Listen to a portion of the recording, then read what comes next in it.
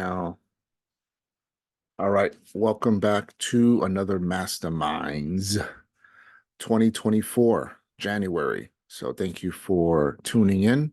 So this evening, we are going to look at another session. I'm not going to be interviewing anyone this month. I am not going to do any book reviews, but what I'm going to do, I'm going to tell you a story. All right, a story. So just bear with me here. So this story is very interesting. All right, hope you can visualize this and let's go through a journey with this video, with story in this video. So here it is. All right, so here it is. We are in a beautiful, the warmest, nicest climate you can imagine. The sun sets, the people, the community. We live in a specific village. Okay, we're in the village now. It's beautiful. It's peaceful. People get along. Everything's going well. But there was one problem. And that one problem is that there was no water in this village or this community of people. So they needed to have water.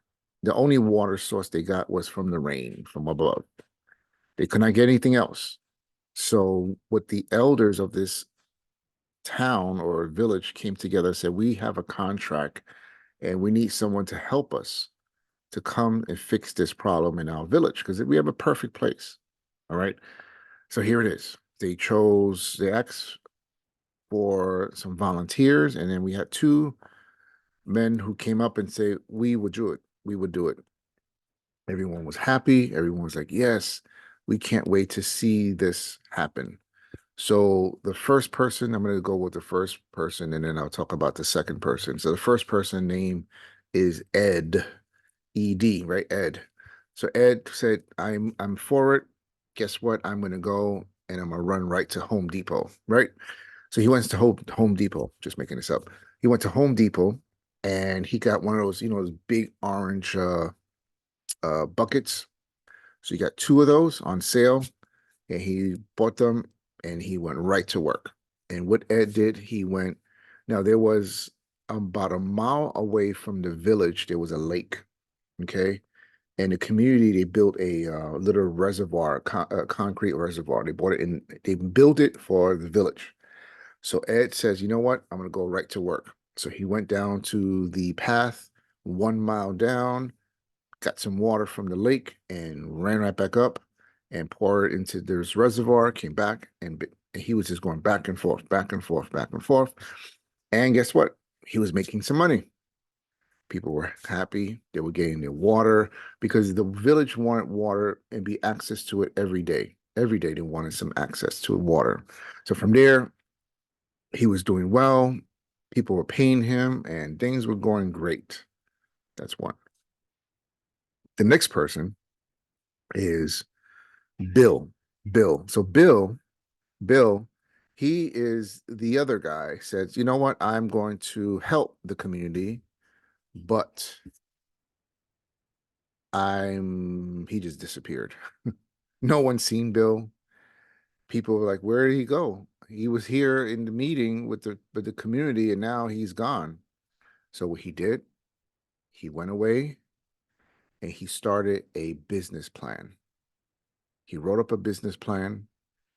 He got some investors, 4 investors. Then from there, he set himself as a corporation. And then in 6 months' time, he was able to get contractors, construction people, to come back to the village in 6 months' time. Actually, no. Yeah, it was 6 months' time. And eventually, a year later, they started to develop a stainless steel pipeline. The pipeline reached all the way from the lake all the way to the village, right into the village where everyone had access to. So here it is. But not only that, Ed was like, I'm working. He's getting those buckets going up and down, sweating in the sun. And that was it. So Bill, he came back. He had a grand opening. So they built this pipeline, and everyone was like, what is this? And as he built it, he set it up. Everything was done a year later. And now they had a ribbon cutting, and everyone's like, whoa, what's going on here? And he announced to everybody in the village and the elders, he says, listen, now remember, Ed was like, where is Bill for all this time? And I'm collecting and collecting, and I'm the one that's going to make this money. He did make money. He worked for it. So now back to the ceremony. So the ceremony's there, and everyone's like, yes, we're waiting. So Bill said, I'm going to drop the prices 75 cents below discount. Everyone's like, whoa. But one thing is that the village was complaining of the water being dirty. It was being dirty, going up and down. It was just dirty. They were complaining about that. So what Bill did, he said, I can fix that. And he filtered the water. So not only that, it was 70% price went down, discount. He filtered the water, and guess what? The water was accessible to the village for 7 days a week, 24/7. But I didn't say Ed only, the first guy, Ed was only providing water and working only from Monday to Friday, weekends off. So everyone was like, yeah. So everyone went to the pipe to get this discount clean water that was accessible 24/7, 7 days a week. And everyone was happy. And then from there, the first guy, Ed, says, oh, whoa, whoa, whoa. So now he says, I'm going to drop my prices down to match his, but I need help. So he went to his two sons and he says, all right, guys, we're going to go to Home Depot and get those more buckets. All right. Because now Ed was actually doubling during the week. So instead of having one on one end, he had two. So he was just carrying the buckets up and down that road 1 mile away. And then weekends and overnights, he had his sons working the night shift. And not only the night shift, also the weekends. And eventually, Ed's sons decided to go to college. And just before they packed up and they were about to leave on that bus to their school, he says, sons, hurry back because I have this business waiting just for you. And guess what? They never came back. All right. Now, going forward. So he was like, wait a minute, I got more competition. So now Ed said, you know what? I'm having some issues. He hired some more people. So now he has employees, but now there's a union involved because now the employees of Ed's bucket business, he was just like, well, people are complaining that they need more benefits. And they were also complaining that they wanted to have one bucket instead of two buckets because it's not right. So things were just going down the hill. And eventually, at the end, Bill, who will make this master plan, he eventually saw that this village problem was solved. And now there are other villages that have the same problem. So he revamped, adjust his business plan, got his foreign investors, got his corporations thing and all of the other setup, and is also a construction crew. And he made different pipelines throughout the whole world. And he dropped 1 penny per bucket or per serving of water. But not only that, he had served about 1 billion people for 1 cent. And if you do the math, he was a billionaire. So that concludes this story. Now let's talk about this. Now, where did I make this up? No, I actually heard this from Robert Kiyosaki. And he had mentioned this. And if you don't know who he is the Rich Dad, Poor Dad author. And those who don't know, Robert Kiyosaki, when he was young, around 12 years old, he had a rich, poor dad, which was his biological dad, who was well educated and worked in the university and everything else. But yet he was poor. And if you read the book, it gives you more details. Then the rich dad was his friend's father. And his friend's father had told him and gave him a lot of advice to him, Robert, and his friend. And this is one of the stories that he told Robert Kiyosaki about this pipeline. All right. So now the question is to you, business owners, investors, soon to be in business owners, this is one of the things you have to ask yourself, who am I? Am I Ed that's carrying these buckets day in, day out, day in, day out, every morning, making the money? Or you're going to be like Bill, who took some time out, well planned, set up his entity, got some investors, because I'm sure it wasn't his money that he was putting this whole operation. He had borrowed money from investors and eventually paid them back and built a pipeline to the point that Bill was traveling around the world on vacation, sleeping, getting paid, doing this, getting paid, not even thinking about it, but getting paid every single moment, 24/7, because he built a pipeline. So is your business a pipeline? Is your setup a pipeline? Or are you carrying buckets? Okay. And that's something that you really got to think about. I thought about it. I read this story a number of years ago, and even myself, I had to go through phases in this journey.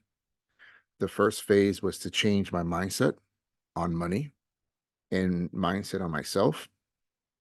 Then I went into starting a business and working on other things. So the more I'm learning, the more I'm reading and revisiting this story, I'm asking myself, if I do this, am I carrying buckets or am I building a pipeline? And you have to ask this question because this question is a very important question for you. And that's the conclusion of the story. And I hope that you got something from the story, that you're able to build a pipeline. You should be making money while you're sleeping, or as Warren Buffett said, you can make money while you're sleeping or continue to work until you die. All right. Are you that person? So if you are, there's a way. So I'm going to, if you have any questions, you can definitely reach out to me and maybe help you gear your mind and set up what it is that you want to set up into a pipeline.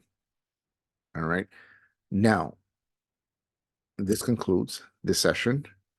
And I want that, just to think about it. If you have a comment, throw a comment down there. I would love to hear it. Or if not, that's fine. Like it, share it to someone else. But this is a very valuable story that helped me. And I'll always read it to remind myself, what I'm doing, is this going to be a pipeline or I'm going to be carrying buckets? Okay. I'm going to work myself to death. And I don't want that. All right. What I'm going to do, I'm going to leave the description below. I'm going to list, if you have not read Rich Dad Poor Dad, that is an awesome book. It changed my mindset on money. I'll give you an example. The example I'm going to give you is either a question or a statement. All right, here it is. You want to buy something, right? You want to buy something like, oh, if you look at the price, I'm like, I can't afford that. So what you just there, that's a statement. I can't afford it.